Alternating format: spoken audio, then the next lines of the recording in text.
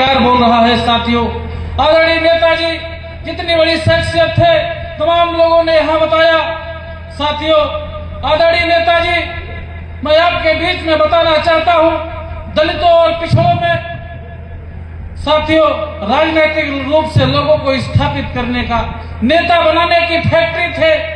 जिस तरह से आदरणीय नेताजी इसी जनपद में गरीब परिवार से निकलकर तमाम लोगों को, आदरणीय पूर्व सांसद भालचंद्र यादव जी बैठे हैं, हमारे नेता आदरणीय रामवृक्ष यादव जी बैठे हैं, हमारे नेता आदरणीय अलगू प्रसाद चौहान जी, उत्तर प्रदेश के कोने कोने में आप तमाम नेताओं को ऐसे देखेंगे जो खेत खलिहान से निकालकर आदरणीय नेताजी विधानसभा में और देश की सबसे बड़ी पंचायत में उनको भेजने का काम किया, जनपद में और मंडल में उनको पहचान देने का काम किया।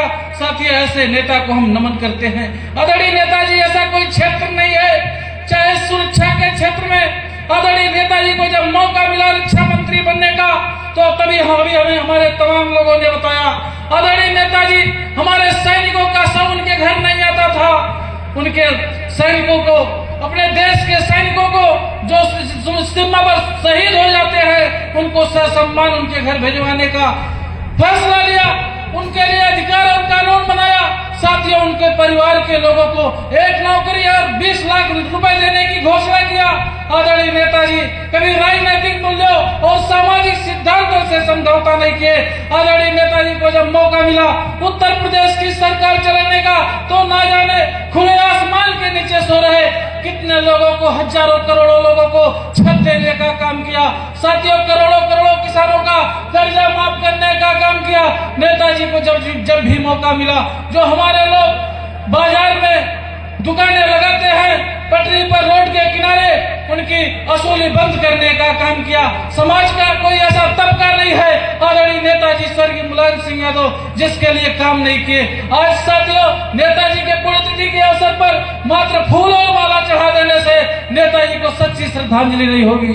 आप लोग चाहते हो आपके सम्मान की रक्षा हो, आप लोग चाहते हो साथियों आपको सम्मान मिले, आप लोग चाहते हो बेसहारों को सहारा मिले, आप लोग चाहते हो खुले आसमान के लोगों के जो के पुण्यतिथि के अवसर पर आप सबको संकल्प लेकर जाने की जरूरत है। यहाँ पर तमाम नेता हमारे बैठे हैं, हमको कहने में कोई संकोच नहीं। आदरणीय रामवृक्ष यादव जी बैठे हैं, आदरणीय अलगू प्रसाद चौहान जी बैठे हैं। जब समाजवादी पार्टी की सरकार हुआ करती थी, चाहे 12 से 17 तक हम लोग देखा करते थे, एक धनघटा चौराहे पर, धनघटा थाने पर हमारे इस इलाके के नौजवान के साथ कोई दरोगा जुर्म करता था, एसडीएम किसी गरीब की बात नहीं सुनता था, तहसीलदार किसी गरीब की बात नहीं सुनता था, तो इसे डाक बंगले पर बुलाकर आदरणीय अलगू प्रसाद चौहान जी, अखिलेश यादव जी की पार्टी सरकार में थी।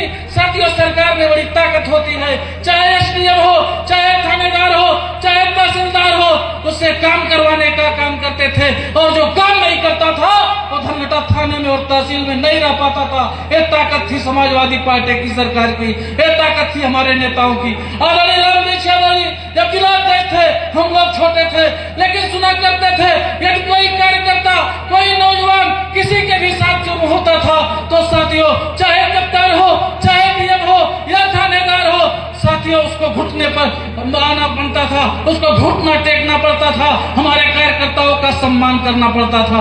आप लोग चाहते हो आप सबके सम्मान की रक्षा हो, आप लोग चाहते हो हमारे कार्यकर्ताओं की आवाज बुलंद हो, आप लोग चाहते हो हर चेहरा खुशहाल हो, हर हाथ में रोजगार हो, तो साथियों आज संकल्प लेकर जाइएगा। आने वाले 2027 के चुनाव में अपना एक वोट आप लोग जिस तरह से अपने क्षेत्र में प्रधानी और बीडीसी का चुनाव लड़ते हैं, जिला पंचायत सदस्य का चुनाव लड़ते हैं, आदरणीय अखिलेश यादव जी के लिए आप लोग गांव-गांव निकल जाइएगा, अपने क्षेत्रों में निकल जाइएगा। निश्चित रूप से उत्तर प्रदेश की सरकार आदरणीय अखिलेश यादव जी के हाथों में होगी, और इस इलाके का एक एक नौजवान खुशहाल होगा, इस क्षेत्र का एक एक नौजवान खुशहाल होगा। साथियों, इन्हीं सब बातों के साथ पुनः मैं आप सबको प्रणाम करते हुए, बधाई देते हुए और नेताजी के चरणों में श्रद्धा का सुमन अर्पित करते हुए अपने वाणी को विराम देता हूं। जय हिंद, जय भारत, जय समाजवाद, नेताजी अमर रहे। बहुत बहुत धन्यवाद। इस कार्यक्रम में मोतीलाल चौहान शिरकत कर रहे हैं।